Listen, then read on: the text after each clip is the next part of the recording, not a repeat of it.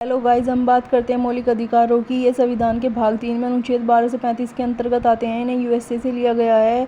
मौलिक अधिकारों को केवल राष्ट्रपति के द्वारा ही निलंबित किया जा सकता है। मौलिक अधिकारों को भारत का मैग्ना कार्टा भी कहा जाता है। संविधान द्वारा दिए गए ये विधिक कानून है। ये नकारात्मक अधिकार है। ये देशी व विदेशी सब पर लागू होते हैं। मौलिक अधिकारों को केवल राष्ट्रपति आपातकाल की स्थिति में अनुच्छेद 358 से 359 के तहत निलंबित कर सकता है। अनुच्छेद 20 व 21 कभी निलंबित नहीं होते। संपत्ति के अधिकार को मौलिक अधिकार से हटाकर वैधानिक कानूनी अधिकार बना दिया गया है।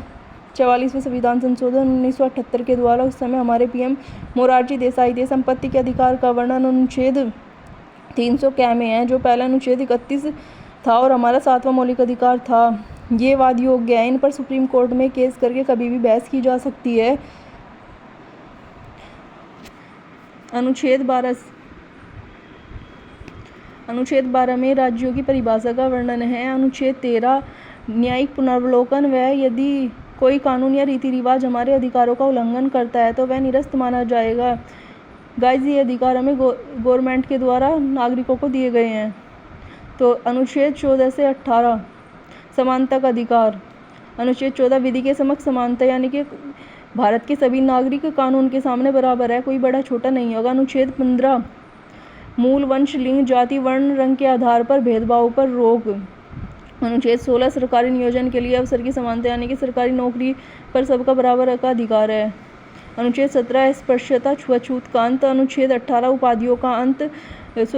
अनुच्छेद 19 से 22 स्वतंत्रता का अधिकार। अनुच्छेद 19A अभिव्यक्ति की आज़ादी, प्रेस की आज़ादी, झंडा फहराने का अधिकार। RTI ये 2005 में राष्ट्रपति डॉक्टर APJ अब्दुल कलाम द्वारा पारित किया गया था। अभिव्यक्ति की आज़ादी का मतलब है कि कोई भी व्यक्ति भारत में कहीं भी अपनी बात को रख सकता है, उसे कोई रोक नहीं सकता।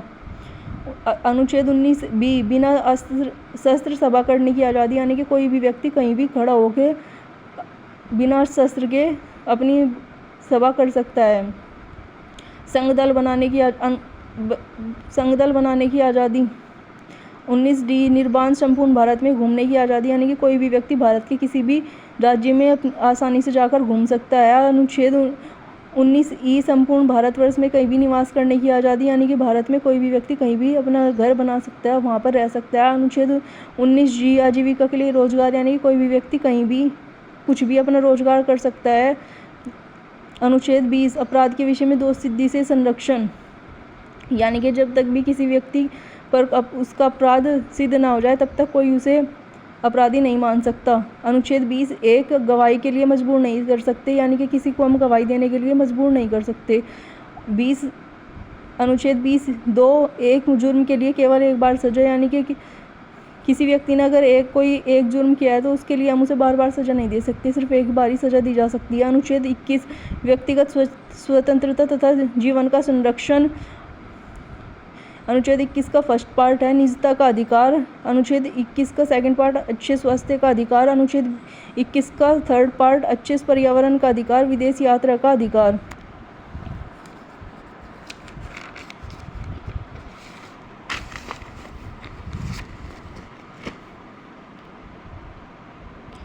अनुच्छेद 21 का फोर्थ पार्ट है महिलाओं के साथ अच्छे व्यवहार का अधिकार।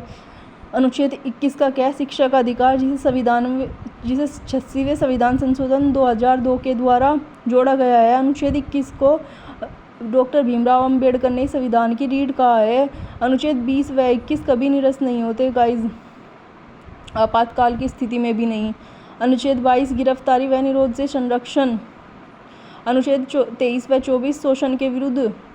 अनुच्छेद 23 बलात्कार, श्रम, बेगारी, मानव विक्रिया पर रोक। अनुच्छेद 24 बाल श्रम निषेध, 14 वर्ष से कम बच्चों पर काम करने पर रोक। धार्मिक स्वतंत्रता का अधिकार। अनुच्छेद 25 से अनुच्छेद 28 के अंतर्गत। अनुच्छेद 25 अंतःकरण की स्वतंत्रता। अनुच्छेद 26 धार्मिक कार्यों के प्रबंधन की स्वतंत्रता। अनुच्छेद 27 धार्मिक कार्यों में कर अदायगी से छूट। अनुच्छेद 28 धार्मिक शिक्षा का अधिकार व राजकीय अथवा अनुदानित शिक्षण संस्थानों में किसी धर्म विशेष की शिक्षा से मुक्ति। संस्कृति व शिक्षा का अधिकार अनुच्छेद 29 से 30 के अंतर्गत आते हैं। अनुच्छेद 29 अल्पसंख्यकों के हितों का संरक्षण, भाषा, लिपि, संस्कृति का संरक्षण। अनुच्छेद 30 अल्पसंख्यकों के लिए शिक्षण संस्थानों की स्थापना करने की स्वतंत्रता व